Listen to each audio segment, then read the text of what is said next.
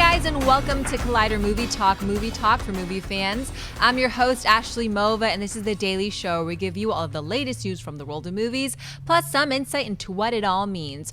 Joining us, as always, is Jon Campea. Well, greetings and salutations, everybody. Welcome to the best damn movie-related show on the planet Earth, coming to you from right here at the Collider Video Studios here in Burbank, California. And breaking news for Star Wars, they've just discovered the hiding location where Luke Skywalker's been hanging out. It's in any movie theater playing Gem and the Holograms, where he can be absolutely alone. Also, here's Jon Schnepp. I did see him when he went to the bathroom, and he looked embarrassed, like I totally busted Luke Skywalker. He's like, "Don't tell anyone." But, also here, Mark Ellis. Yeah, in case you were wondering if Luke went to the dark side, I actually saw him tapping his toe to a couple of the Gem and the Holograms numbers. So yes, he has been evil for some portion.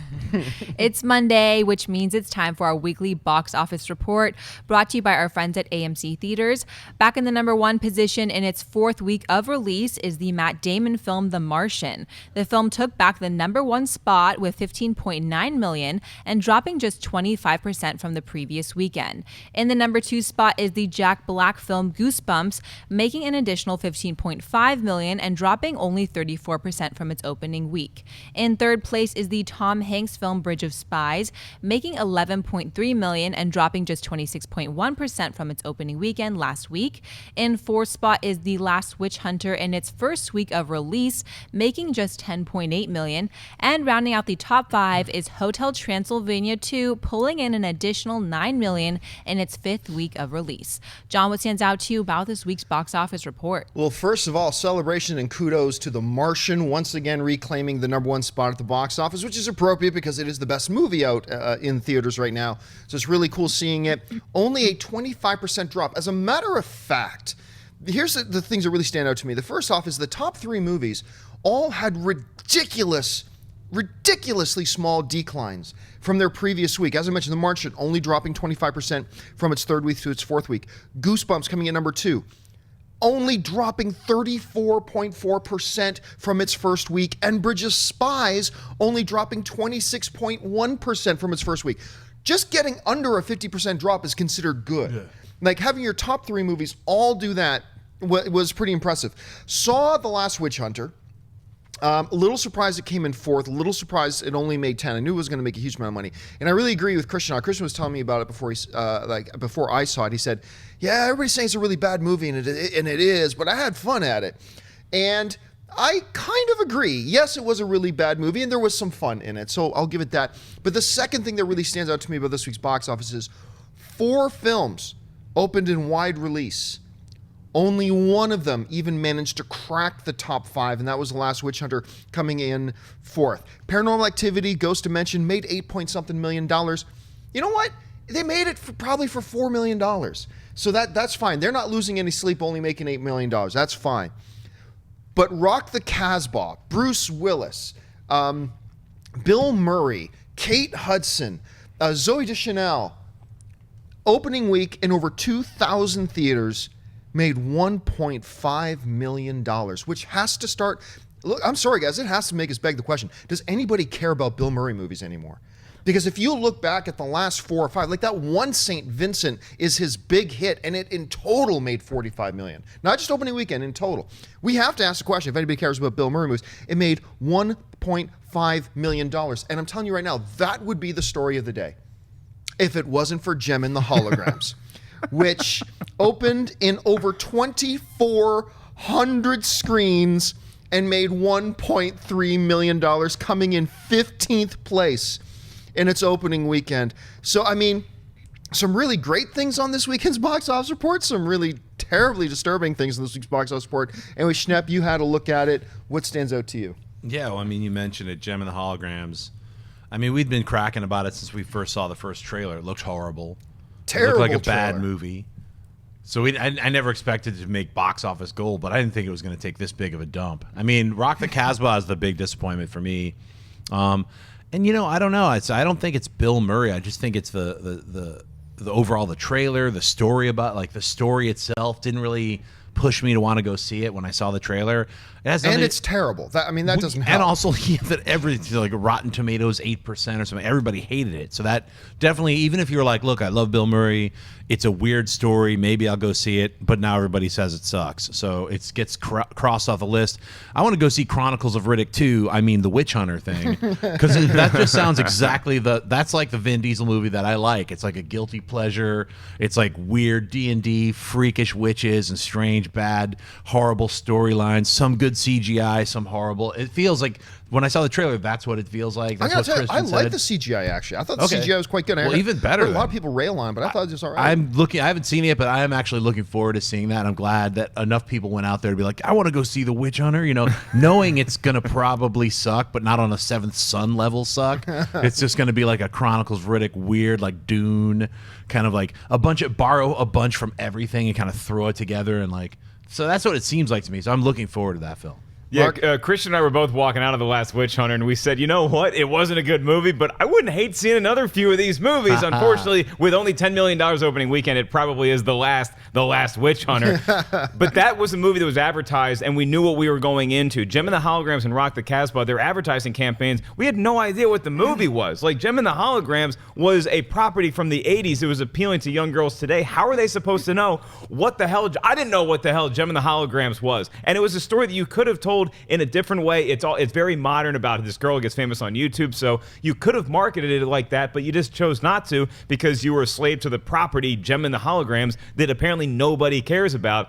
The big story to me this week, it's great that The Martian is number one. Again, it's awesome when a good movie wasn't number one and then comes back to being number one. Yeah, it doesn't happen often. Goosebumps, The Martian, Bridge of Spies, everybody knows exactly what you're getting into with those movies. Those had good ad campaigns. But the story this week to me, I think Star Wars The Force Awakens made more money than any of these movies did. It's right? true. It's absolutely true. I've been searching online, and somebody please tweet us. Let us know exactly what the number is to this date. I know that on IMAX screens, in one day, it made $6.5 million just on IMAX tickets. And the previous record was like 1.3 million. Oh, in yeah, one day. and it's shattering. It was like shattering. It broke the internet, and I'm sure you guys talked about it in Movie Talk when I wasn't here last week, but that's the story to me, is that crushed everything else at the box office that was actually playing in theaters. And the thing about, it's hard to not talk about this Gem and the Holograms thing.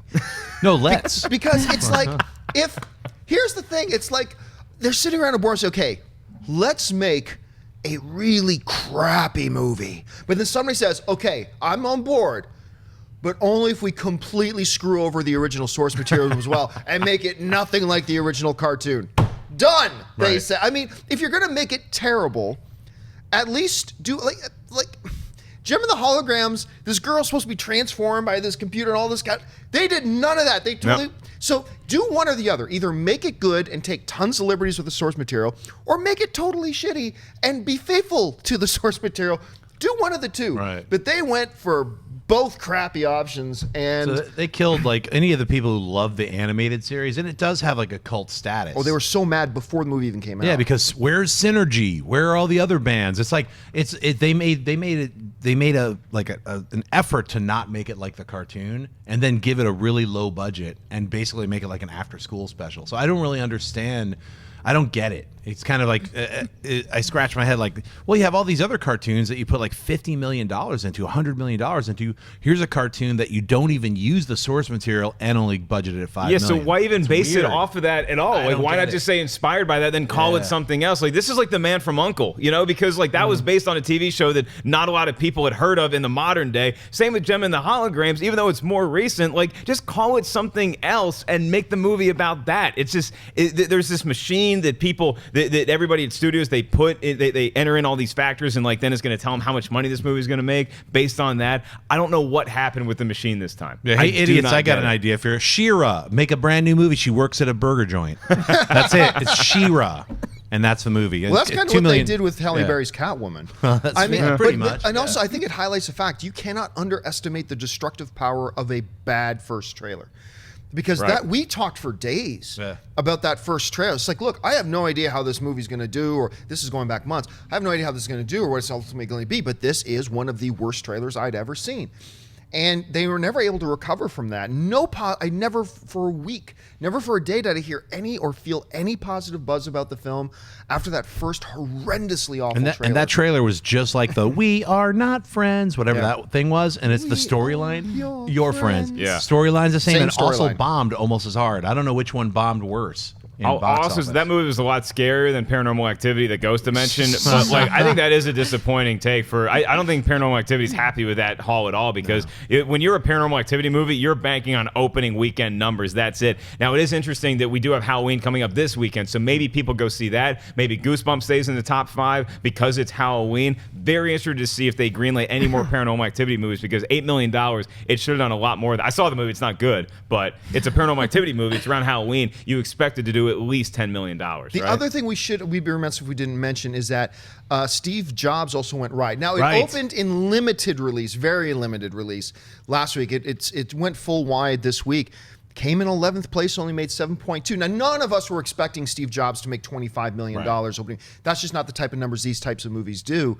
But I think Universal has to consider 7.2 million on its wide release. Now, still under 10 million, about 9-something million in its 1.5 week, let's call it that, opening. They got to consider that a disappointment. Those American Sniper thing, like everybody's like, oh, American Sniper, this is how you open a movie. You do limited release and build buzz, then it'll go wide and explode. It doesn't usually happen like that, and Steve Jobs is an indication of that. I think Steve Jobs is going to hold well, though. Yeah. I think over the next few weeks, people are going to realize, because it's a great movie. It's getting good word of mouth, and not a lot of people were aware that it was expanding into theaters this weekend. You don't see a whole lot of advertisement for it, so now that people are it's more in their consciousness that you can go see this movie at your local theater, I think it'll continue to be at least in the top 10 for a few weeks. I agree. I think it'll slowly build because of word of mouth. More people. Like I just saw it this weekend, and I thought that all the performances were fantastic. Every single part of the movie was great. It's really well written, well directed. So it'll have that buzz, and as it gets closer to Oscars, I think a lot of the people in that will get nominated, so it'll stick around longer than any of these other movies. Yeah, but he never formed a band with teenage girls. That really disappointed. Well, because he tried building the big black cube next instead of Synergy. If he built Synergy, then everything would have happened. Now, I'm going to make people know that was the original name of the next device. That's right. Just gonna say. Yeah, well, it's Jobs and the Holograms. That's the brand new sequel.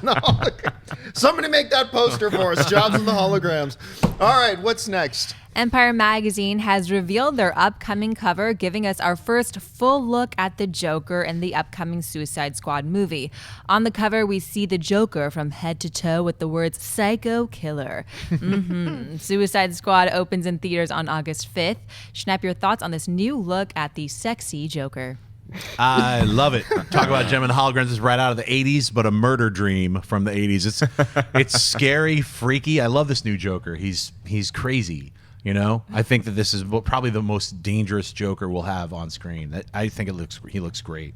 Yeah, I got to tell you, remember that first picture of Joker came out? Yeah. And it was just the headshot with the white behind. And at the time, I remember I put out a video about it. I said, I'm not sure how I feel about it yet. On one hand, I think it's really cool. On the other hand, he looks like a drunk soccer hooligan from England or something. But it's grown on me the more and more I've seen.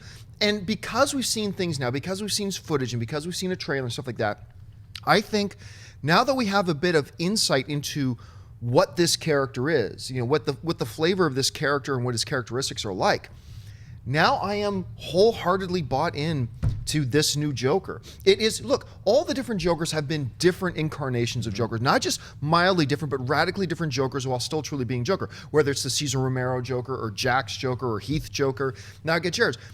He is definitely his own unique Joker, but he is definitely the Joker all at once. And I have come to believe that this is a beautifully badass thing. Look, I don't think it's going to top Heath Ledger's Joker, but I'm also not one of these myopic thinkers that thinks it has to top the last one to have value. Right. No, Heath Ledger's Joker took things to a whole new level that it's going to be a while before we see Matt. So it doesn't have to be that good to still be brilliant. I think it's going to be brilliant. I'm excited to see it. What do you think? I'm very excited. I mean, I'm not as excited to see this picture of Joker as somebody else on the panel is. Can you blame me? I mean, seriously. No judgment. We don't blame you at all. There was some filth being flung around our pre-meeting table when she was talking about sausages were being cut. There was Let's just say that. things were being said. And look, for my money, I think this Joker looks awesome. I love that he combines the danger of what the Heath Ledger Joker was with the awkward fashion sense that Jack Nicholson had, and he's got Cesar Romero's hair. So it's like a nice amalgam of all the previous incarnations of the Joker. Plus, he just looks like it looks like something right out of a comic book, even more so maybe than the Heath Ledger one or Jack Nicholson. It looks like he walked off the pages of a comic book and onto the big screen. This is just one of the reasons why I'm so excited about the Suicide Squad movie. It's in my top 5 for 2016 already, I think. And the other pictures that were in Empire Magazine, none of them did anything to curb that enthusiasm. I am so pumped for this movie now. You know which comic book he walked out of was the Frank Miller's Dark Knight Returns Joker. His face and the hairstyle and everything about just even like the kind of the weird lipstick that he's wearing is right out of that Frank Miller book. And then the tattoos and everything kind of updates him a little bit. So he's going to be that creepy Joker, I think. Yeah, and like I said, there was a lot of discussion around our table, not just Ashley's discussion about.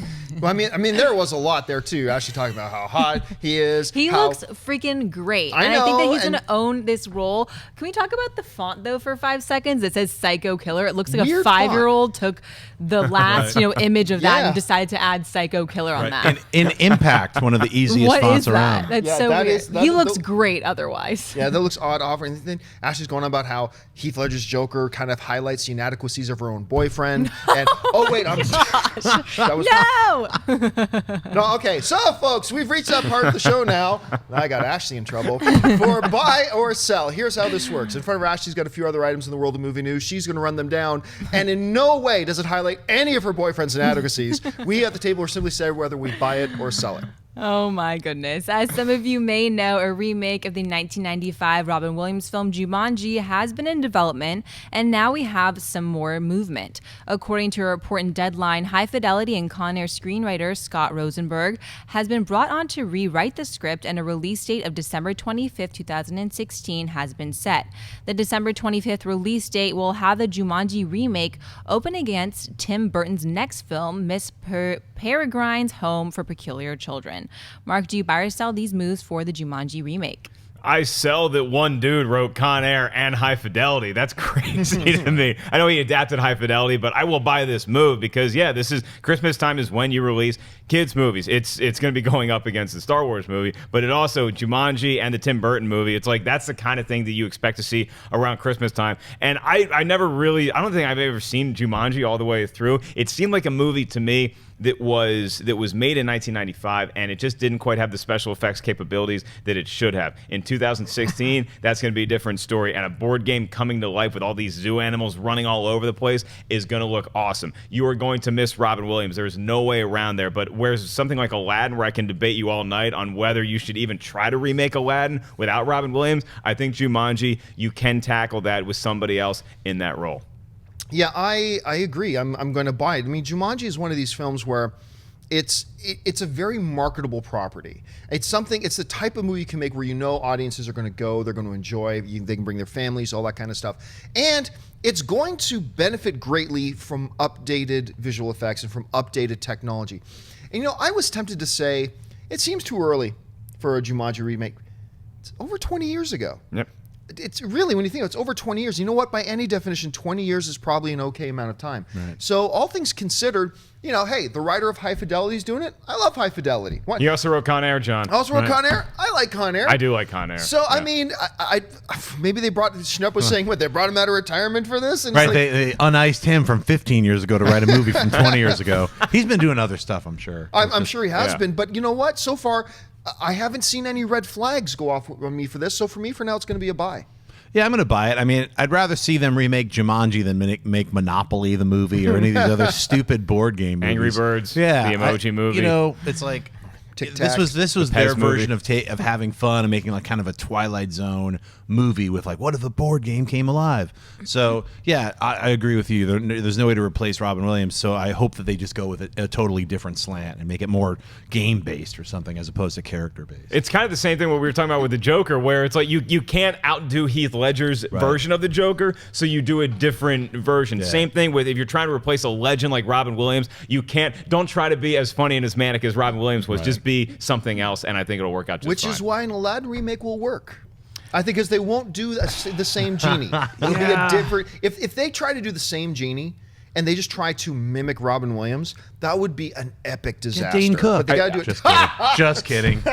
I like said Dane Cook. I think said he's that to great. piss Mark Ellis off. I think that what you do, just really quick with the genie thing, is like because we talked about it on the show, is where one of the ideas they have is to have like the parents of the genie, or there's a bunch of genies hanging around. Right. So if they just kind of have like the jersey retired of the genie that we already met, then you do a different genie altogether that it wasn't Robin Williams ever. So he rubs a lamp and like there's 8 genies. Yeah. Like, hey, what's up? And like a whole bunch of them. And it's the kids in the hall. They come back. I like that idea. 8 genies, and then Robin they're like, hey, we're all gonna give you wishes. What? Yeah. What's next? A North American remake of the hit Asian film The Raid has been in development for some time, with Frank Grillo and Taylor Kitsch attached to star, and Expendables 3 director Patrick Hughes on board to helm the Screen Gems release. However, troubled times have hit the production, as reports claim that Taylor Kitsch has left the project, as well as director Patrick Hughes. On top of that, it's now being claimed that Screen Gems has dropped the project as well, and is now no longer interested in distributing the film.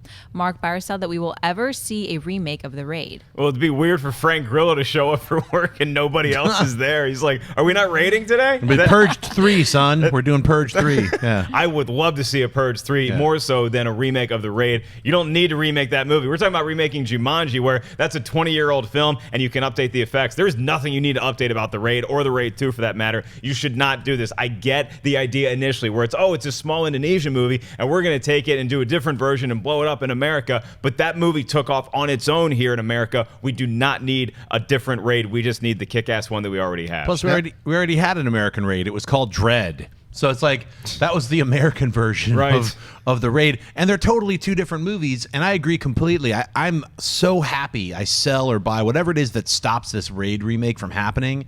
I don't want to see the Raid remake. I already saw the Raid. It was only made a few years ago. Then I saw the Raid 2, which blew my mind, which also doesn't need to be remade. You just need to go see it and get it and rent it right now. It's incredible. The Raid and the Raid 2. Part of me wants them to try to remake the Raid just to prove that you don't always have to remake movies, because there's no way you're going to be able to top what the Raid did. You can't do it differently, because then you don't call it the Raid. Frank Grillo, I think, is great. Taylor Kitsch is not on the project anymore, and maybe even Screen Gems isn't. So I think this is a great move to not remake the Raid. Yeah. Nonsense. I mean, look, we can talk about how great the Raid is and how great the Raid 2 is, but the fact of the matter is nobody saw them.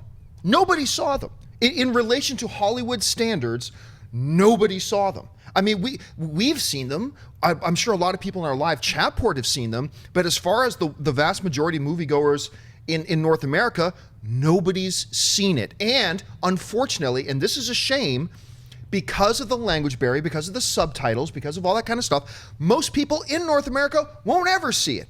Now, we can sit back and be elitist, stupid snobs and go, well, then that's their problem. Or you can allow a studio to take a shot at remake it. Will it be as good as the original Raid? Absolutely not. It's going to be as good as the original Raid. But it's kind of like the other thing. Does it have to be as good as the original Raid? Yes. No, it doesn't.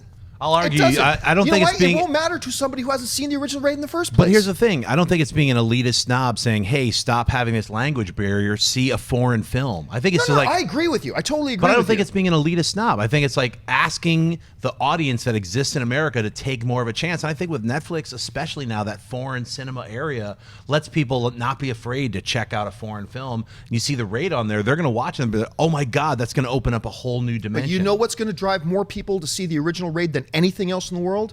A North American remake. I'm not arguing that. I mean, because look at what happened with Infernal Affairs, right? Infernal Affairs, greatest cop movie of all time, in my opinion, right? But nobody saw it. What happens when they did a North American remake and they did Departed? All of a sudden, tons of people went out to see the original because of that. Right. You know how many people saw the original Japanese version of The Ring? Almost nobody. Right. They put a North American version and turn a lot of people, wait, there's an original Japanese version?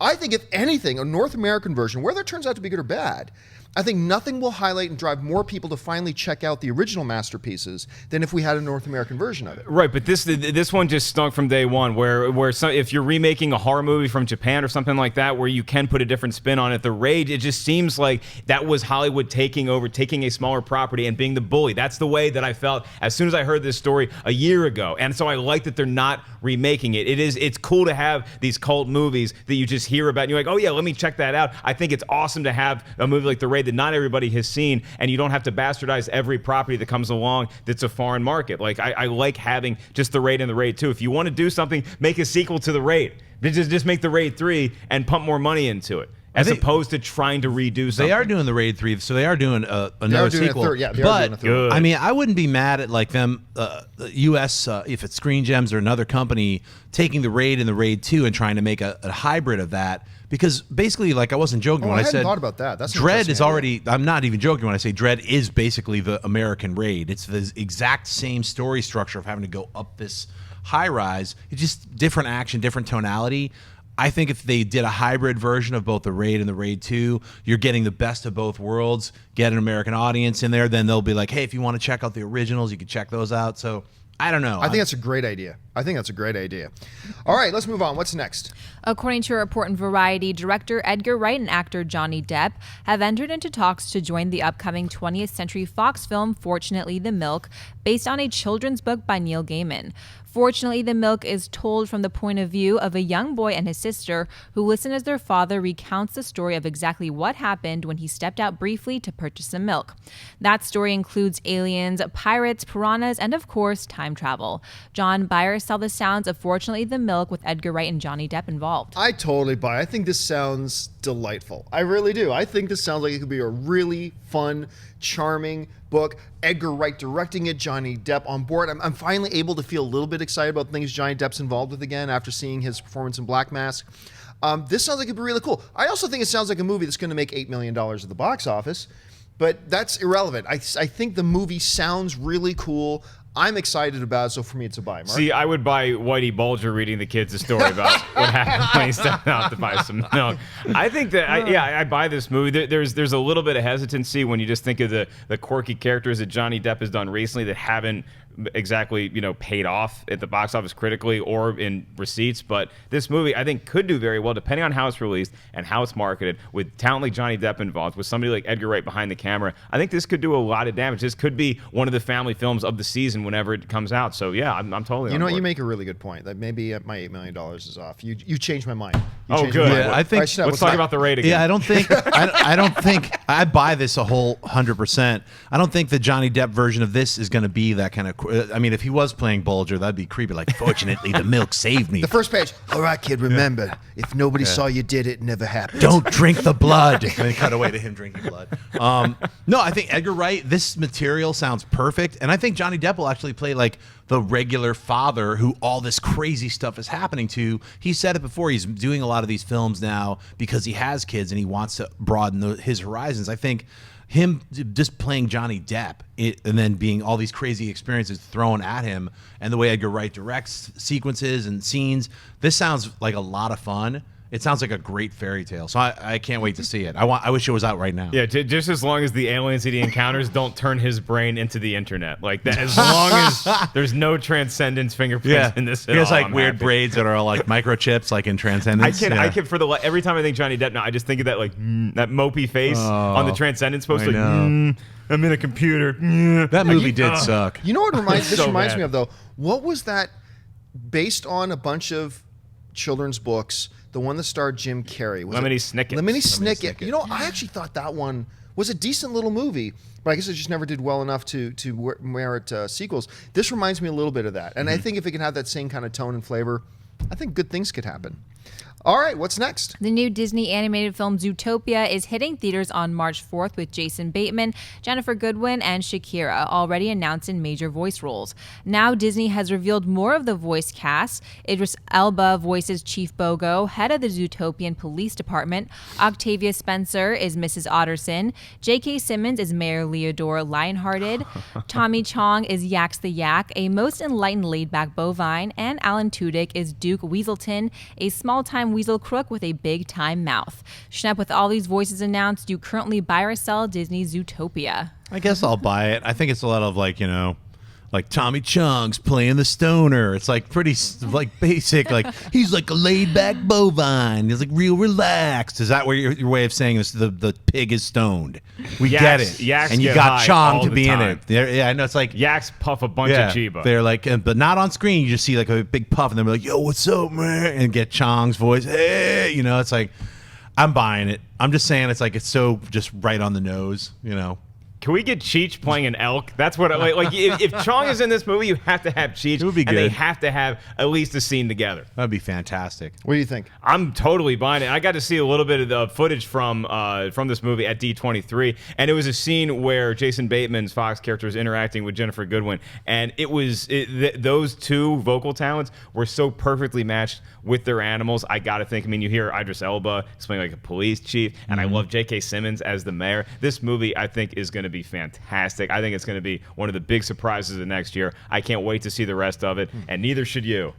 I still haven't been turned on to the film Really? all that much, but I'm not feeling pessimistic about it. But I still haven't seen it. I unfortunately was not in that D23 presentation that you were at. I went the next day for the Star Wars stuff. So maybe if I had seen that, maybe my thoughts would change a little bit. There's a scene at the DMV. That You is keep just, telling me about this. This sounds it awesome. It is so because the whole premise of Zootopia is like it's not as opposed to where sometimes in movies you have talking animals and they live like in New York City or Chicago. Zootopia is a city where it's just animals. It's made by animals for animals to live in, and they happen to be able to talk. But they have all those other animal things that humans have to deal with too. Like you got to go to the DMV, or you have to go to the bank, or you have to go get some lunch. It is so funny the way that they transfer those things into the animal kingdom. Yeah, so for me, I'm still not on board with the film. But I will say that the voice cast sounds great. The idea of Idris Elba as like the police captain, that sounds pretty cool. I like a lot of the voice announcements we've heard, so it sounds pretty cool. So Stone Pig, I'm just Tommy not Chong. on board yet. I need to see a little bit more to get kind of excited about it. I want Schnepp to see the movie just so you can tell the difference between a pig and a yak. They're very, very different creatures. Yak, pig, it's all the same. Nobody wants yak bacon. It's all the same. All right, folks, we've reached that part of the show now for Mailbag. Listen, this is how it works. If you've got a topic or a question you'd like us to address on the show, just email us anytime at collidervideo@gmail.com. Now, for those of you watching us live, and there are thousands of you watching us live right now, we are also going to take some Twitter questions from you guys live right here on the show. You can start getting your Twitter questions ready and tweet them to us at Collider Video. So we'll get to those in a little bit, but for first, let's get to the mailbag questions. Ashley, what's up? Adam McGregor writes, "Hey Collider, I was wondering whatever happened to the big screen adaptation of Stephen King's The Stand? Wasn't Matthew McConaughey rumored to be the villain?" Yeah, this is going all the way back to November of last year, and reports came out that Matthew McConaughey was in talks to play Randall Flagg. Who's like this supernaturally powered cowboy who has his base of operations in the rubbles of Las Vegas and all this kind of stuff. And he's kind of like he's the antagonist of the film or of the story at any point. And since then, nothing. Complete radio silence. I haven't heard a thing. Now, I've got no reason to believe that it's not happening, but this was going back almost a year now, and we haven't heard anything further. My starting assumption right now is that the project has been shelved. That's my assumption, but I'm not basing that on any knowledge. I'm just saying I'm not hearing anything for almost a year. I'm assuming it's been put on the shelf. As soon as we hear more, we will let you guys know. Schnepp, first of all, have you heard anything? Do you think this is still going on? And if it does, what do you think about the whole arrangement? I read The Stand when I was in high school. It's one of my favorite Stephen King books. It's fantastic, and that character, Randall Flagg, is truly a frightening bad guy, a bad villain, really well written. When I heard Matthew McConaughey was up for it, especially with his turn in True Detective, I could see that so crystal clear. That's like such perfect casting. They've already done a bunch of different versions of The Stand for television. There's been miniseries. I don't think they've nailed it yet, and I think doing a big budget Hollywood-style film with these big actors playing these characters could be fantastic. So I hope that it's not shelved, but you're right. We haven't heard anything, but sometimes that happens where everything is radio silence, and then they're like, they start shooting in Georgia next week. You're like, what? Like, Yeah, it's like, yeah. That's what I'm hoping is like literally their principal photography has begun for the Stand. You're like, what? So that's what I'm hoping happens. Yeah, I just assumed that those Lincoln commercials were like a precursor to what's going on. Just driving around like all these people about to get diseased. Like I never read The Stand. My sister did, and then she turned me on to the miniseries, and I really enjoyed the miniseries when it aired on TV. And so this is something I really want to happen. especially with Matthew McConaughey as Randall Flagg. I haven't heard anything. I haven't heard any updates, though. So, again, it's interesting how many times with all the news that we talk about on this show that you just read, oh, this movie started shooting. Yeah. And now it's happening. So I'd love to see The Stand. How long would that movie be, though? Because the miniseries was like... Didn't they? I think easily originally like 6 hours, right? I think originally they said it was going to be like either a 3 or a 4-part series.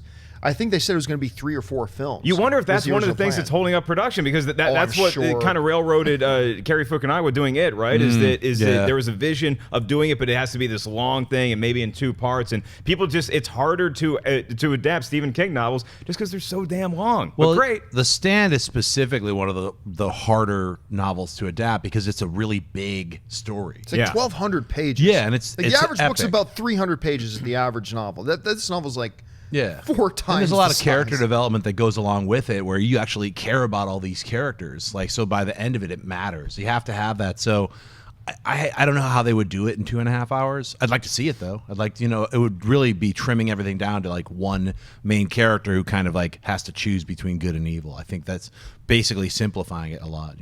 All right, what's next? William A. writes, "Hello, Collider crew. Love the show. My question is, now that Marvel can use Spider-Man to appear in future films as a guest appearance or a bigger role, do you think he'll appear in Infinity War Part 1 and 2? Thanks." It's kind of funny. Ever since they took him over, well, they didn't take him over. Ever since they got the rights to use him in these things, we've all been talking about Captain America Civil War, where he'll make his first appearance. I still don't think it's going to be that big of a role in that film. I think it's a foregone conclusion they use him in Infinity War. I mean, I think they'd be really remiss. I still don't think they're going to use Guardians of the Galaxy. But that being said, I think everybody else, and I also don't think they're going to use the Netflix characters at all. But everybody else in the cinematic universe, I think you might even see Coulson make a return in this thing. They're going to bring him in, and they will. I have no doubt. I'm not basing this on anything. I'm just saying, I personally have no doubt that you're going to see Spider-Man. And if anybody, because Spider-Man still belongs to Sony, that's the one character for absolute certain that will not die in Infinity War Part 1 and Part 2. That's right. That, and I assume since Captain Marvel's coming later, I guess that as well, and all that kind of stuff. But Thor may die, Captain America may die, Iron Man may die. Spider-Man ain't going to die in those films. You can take that to the bank. Anyway, Mark, do you feel as certain as me, or do you have some doubt that we see Spider-Man I in those did feel films? as certain as you. Then I just, with your last train of thought, wouldn't it be hilarious they just killed Spider-Man in Civil War? Like in the first scene, it's like, just as an F you to everybody else. Like, nah, you're not getting your own Spider-Man movie. Sorry, we're Marvel. This is how we do business. He's totally not dying in Infinity War 1 or 2, and he will be in there. How big of a role is he going to have? I think Guardians of the Galaxy, I think there's a good chance that they're in Infinity War in some cameo appearance as well. I think Spider-Man might have... cameo I could see. I think they'll have a cameo. I think Spider-Man could have a pivotal role. I think he might have a bigger role than just a glorified cameo, even in Civil War. I mean, this is a character, this is a property they're very excited about having back in Marvel. You want to shoehorn him in many places as you can, so definitely Infinity War Parts 1 and 2, when literally every other superhero imaginable is going to be in that movie. You're definitely going to see Spidey. Yeah, I've got a gigantic bowl right here. I'm pouring everybody in there. That's Infinity War. I'm spinning that. And then Tommy Chong as a yak is going to smoke. Yeah, I got it. But I want him to be a pig. I know you keep saying yak. I'm not doing the Zootopia thing. He's a stone pig. If you want to have a yak sandwich for lunch, have at it. I'm sticking with him. I'm saying yakety yak, don't talk back. I'm saying it's a pig, If he was son. like Thanos' pet yak. Yeah, and he just Thanos invades Earth with a pet yak. Thanos has Chami Chong as a little pig, and he squeezes it, and purple dust comes out of him, and everyone gets really high. Spider-Man's going to be in Infinity Wars. That's all I could say. That's all I got to say about that. He's going to be in both of them. And I think Guardians will be mixed in. They'll be in the second one. Because I know Gunn doesn't really want them to be in the first one. He's like, I got my own story to tell. But it's Thanos. And the Guardians of the Galaxies are tied. They're tied into Thanos. So there's no way they can't not be in it. That would be weird to me if they were like, they're off doing something else. You're like, really? That's Thanos. That's probably the end of Part 1. Is like, we need somebody else for this mission, and the Guardians show up. Yeah. See you next year. I hope Part 1. I hope Part 1 is like some kind of Empire Strikes Back. Everyone's on the almost dying and stuff. So that'd be cool. A great cliffhanger. But not Spider-Man. But not Spider-Man. Or maybe Spider-Man. He's like floating in space. I need air credits. All right, folks. Well, I said we were going to take some time to take some of your live Twitter questions for those of you who are watching this show live right now. Like I said, there are thousands of you watching it live. So send on your questions to @ColliderVideo. We're going to try to rapid fire through as many as we can. You might want to kiss up to Ashley a little bit because she is the gatekeeper. She will decide which questions get on and which questions do not. So, Ashley, what have you chosen right now? Jared Leto writes. Thank you for saying I'm very hot. Give me your phone number. Oh my gosh. All right. Darth Vanquish writes, at what point in the process is a score composed, before or after filming? It really depends on the film. There are. I know there are some movies where the composer composed all their score before they even started shooting a film. For the most part, you know those classic scenes of John Williams standing in front of an orchestra with giant movie screens. Like a lot of times they will see the footage and then compose, and that's the way it should be done. Really, then they'll compose the movie to. What was the name of the composer who just died recently in a plane crash? He was he had done all the music ahead of time for Antoine Fuqua's next film. Yeah, Jerry Goldsmith. Thank you. Yeah. James Horner. Yeah. Sorry, Jerry That's Goldsmith. better. It was Sorry. James Horner. Yeah. Yep. I just assume anything Schnepp says is correct. Yeah, I was wrong that time. No, but it was Thank you, James Horner. Dennis. He actually Antoine Fuqua came out and revealed that James Horne's assistants and staff had composed all this music for Antoine's next film in advance. So that's kind of cool too. But I think for the most part, they see the film happening and they score it appropriately. Do you guys know of it happening? I just remember Antoine saying, "I don't know if I'm going to use it." There's no way to make notes once here I'm done. Right, and one of the coolest DVD Blu-ray extras you'll ever see is when it for example, it's John Williams composing too. When you actually see them in the room looking at the footage composing it, it's pretty cool. It's also done ahead of time. Sometimes it's done specifically. Someone will output these 3 sequences, which will be scored to picture, and then the rest of it is just incidental music that will then be placed in by the editor. So there's also temp music that while you're editing a film, you'll put in all this different temp music from all these different movies to establish the theme and tone. Then you give that to your composer, and they kind of use that as a basis of a jumping off point. So there's all these different ways to do it. I mean, I think it depends on the film that you're making. Now, I don't think Antoine Fuqua should be beholden to anything Horner did. He's not. But it really would be cool if Fuqua can find a way to incorporate what Horner did in advance into the next film. I think that would be kind of nice, pretty cool, without having to use the whole thing or be beholden to it. All right, what's up? Abe Gonzalez writes, movies you recommend to watch with a date. # help me out, guys. Comedy.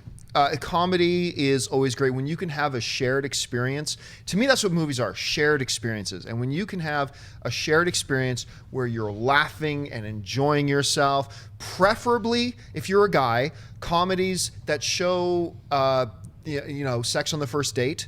That's always good. Plant that seed. You know what? I've always said this. Tell me, I've always heard a lot of people say that movies on a first date aren't that of a good idea because you can't talk, you're just sitting there.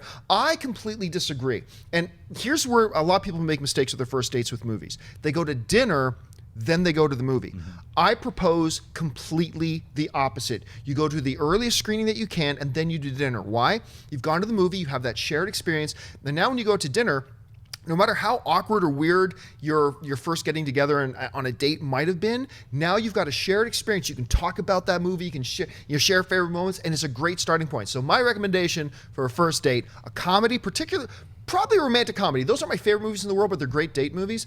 And then see the movie first, and then go out to dinner. Mark, as an experienced, published author on all things relationship advice, what are the best movies to see on a date, and what order should those things be? Go big or go home. The Notebook. Date 1, throw the rain at them. They're going to start crying afterwards. They'll be helpless in your arms. Or I go the other way. I go horror. Horror's also pretty good. Yep. But don't do gross out horror. Don't do Saw. Don't even do Exorcist where there's a bunch of pea soup Hostel? everywhere. You don't Hostel? Do not do Hostel. Hostel. Do not do Human Centipede unless she's that kind of broad. What you do is you do a Paranormal Activity, something like that, where there's a lot of jump scares. Things go bump in the night because then she gets scared right into your arms. What do you think, Schnepp? Yeah, I mean, I would go with a film that is really well thought of. I'd go with a classic film. I'd take her to Beverly Hills Cop. Yeah, Beverly Hills Cop 3 with Eddie Murphy. I'd take her to go see Bowfinger, one of the greatest comedies ever made. That's I would take them to see a classic film, either comedy or a classic regular film, but go to a revival house. It's because going to see a brand new film with someone that you don't know very well, they could actually hate that film. But it's a better gauge of character if you're going to see a film that you love, that's been a test of time, and if they absolutely hate it, don't go on a date with them. I used to think it was impossible to go wrong with the Muppets. Like any Muppet movie, you figure, oh, everybody's going to love the Muppets. Ask Josh McCouga about a Muppet date story. Doesn't always end well. You know, my actual first date, you brought up horror. My first date with Anne was we were supposed to go see something else, but we got there too late. And so we went back to my place and watched 30 Days of Night. And I remember later, like a year or two later, I was talking to the director of 30 Days of Night, Dave Slade, and I said, by the way, I have to thank you because it was your movie that was my first date, and I married the girl. Wow. So, yes. You went vampire. Thank you, Right. David Slade, for that. It's good, too, because they get scared. They want to cuddle a little bit. That's what I'm saying, man. Kind of nice. All right, let's go through a few more. Britton Dowers writes, what female director do you want to see direct a Star Wars film? Oh, gosh. You know what? I feel bad because this is my go-to person, but I just think she's that good. James Cameron's Catherine Bigelow. Catherine Yeah. Bigelow. Look, when you look at, and I'm not even talking about Hurt Locker. You go back to like the original Point Break. You know the sensibilities, the action in it, stuff like that. The fact that she can do Academy Award-winning stuff versus action and things like that. I would go for Catherine Bigelow. What about you? I throw my buddy who I actually met through what was AMC Movie Talk, Lexi Alexander, because she can do action. I love Lexi Alexander. Well, I want to see what Yeah. she can do in like a sci-fi outer space film. I don't know that she would ever want to do a project as big as the Star Wars, but if she's up for it, I'd love to see the movie. Punisher Warzone, Yeah. I still think is criminally underrated. I loved Punisher And she Warzone. could do like a bounty hunter-y kind of like maybe that's the vision of Boba Fett that we get to see standalone is Lexi Alexander's Well, version. It'd be Lexi cool. Alexander just directed a bunch of episodes of Arrow just for this brand new I season. didn't know that. Yeah, so she's on that radar, and everyone really appreciates the Punisher Warzone. So I would nominate both of those gals. All right, what's up? Darren Shaw writes, if you guys could choose any property for a remake, what would you choose?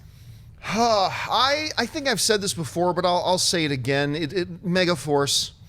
Megaforce. Yes. Life is like a wheel. It I all like comes around. Megaforce should be remade. I'm going to go back to our mailbag and say Battle Beyond the Stars and Krull, son. Yeah, What's up? You've been campaigning for that. I am. one for a while. Yes, yeah, absolutely. I'm going to make it happen. Some producer out there do that. Oh, another one I've also said before, but I'll say it again. Mystery Men. I actually, scratch that. I want a sequel to that. I don't want to remake. I Yeah, want a sequel would be great. 15 years later. with that same cast. You know, look, and Hank Azaria's got some availability in schedule. they're all there. They're all there. Yeah, I would say The Last Starfighter, or because it's a Oh, movie. yes. It's a movie Yeah. I've never seen, so I'm not beholden to the original one that much. But the premise of it just sounds so amazing. In a kind of a similar vein is War Games, which is where Do you want to play a game? It's such a dated movie You haven't because seen of the it? technology. You should see it. No, It's I've really seen War fun. Games, Okay. but it's something where you could have a lot of fun updating that for modern times. It's so Definitely. funny today watching that, seeing Matthew Broderick take his phone. Like a lot of you youngins won't remember this. Take his phone and have to put it on the modem, Right. Because it wasn't even really cabled into the computer. It had to through audio. It had to hear the, and that's how it transmitted data. And that's how he was starting nuclear Back war. in my day, we had Yeah. to earn our hacks. Here's another one, The Black Hole. I know they were talking about they're doing that talking- with yeah, they're Disney, and planning it on was the that. guy who directed Tron, but that kind of floated away. I still would love to see a modern retelling of that film with the effects that we can do now. It would be fantastic. Except replace the 2 hovering droids with BB-8s. Ugh, There you go, Disney. no! And I There you like go. those. Maximilian and Vincent, man. Those All are right, cool what's next? robots. Jeremy Gold writes, do you guys think we'll ever see another Monsters, Inc.? If so, will we see Boo? I always thought the way Monsters University should have ended, and this would have been tears and smiles and joy to a whole new level. I always thought Monsters Inc. should have ended. And it was great, the montage about where Sully and Mike, how they went through their careers in a really quick 2-minute montage. I always thought it would have been great if Monsters University ended with Sully and Mike talking to Boo, getting ready to go to college. And it turns out that the whole movie was them telling her their stories of college. I'm getting goosebumps thinking about it. How sweet would that have been?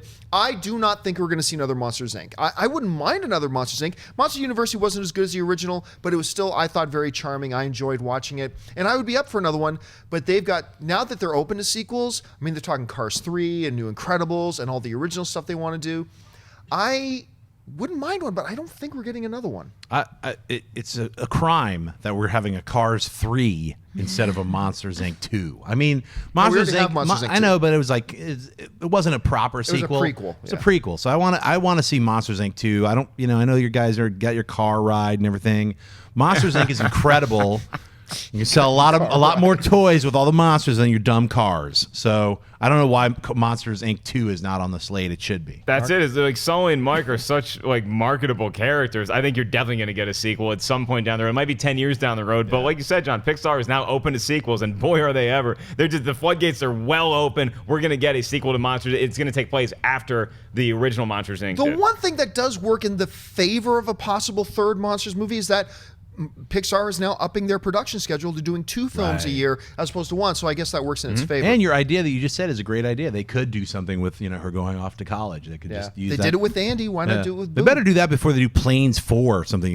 Electric 4. Rescue or whatever dumb thing they're going to do with the plane. All right, let's do some more rapid fire. All right, Caleb Danger writes, what's the most rewatchable movie ever? Star Wars. I'll go a different one. Back to the Future. Oh, yeah, that's a good one. I'm going to say Dune. Just All right. kidding. What's next? That guy, Stephen Charles, writes, have you heard anything about the Lethal Weapon reboot with Chris Hemsworth? I've only heard it as terms of concept. I've never heard anybody from a studio tell it to me. I hear these rumors going around. To me, it's an interesting idea. It's an interesting idea.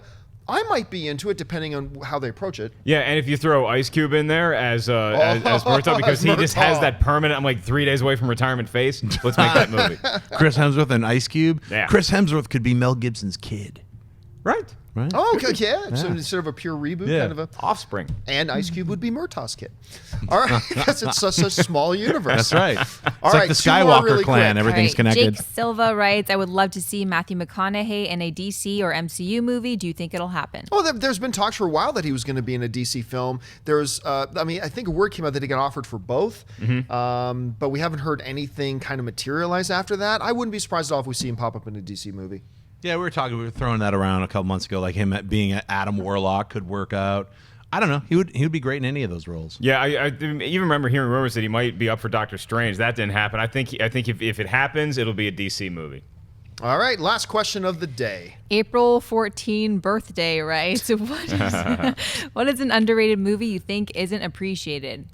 I mean, well, by definition, any movie you think is an underrated movie means it's not getting appreciated enough. I mean, I still, it depends on how far back. We could sit here and list off millions of them, I guess. Look, the one I usually go to, because I know the vast majority of people out there still have not seen it, I think is the new Princess Bride, Stardust. Is it as good as The Princess Bride? No, nothing ever will be. But I love Stardust, and I think more people need to see it. Directed by Matthew Vaughn. Oh, right.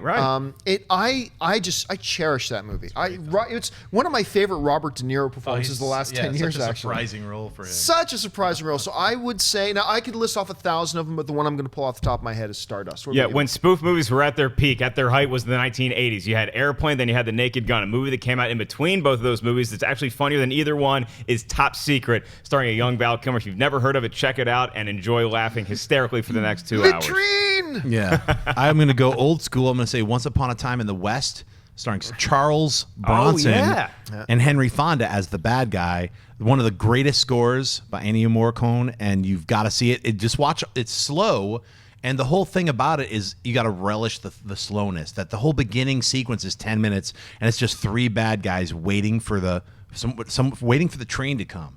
And it's some of the greatest cinematography that you're going to enjoy. So that's the one I would really push hardest for you guys to see. Are there any yaks in it? There are pigs that are stoned. They're pigs.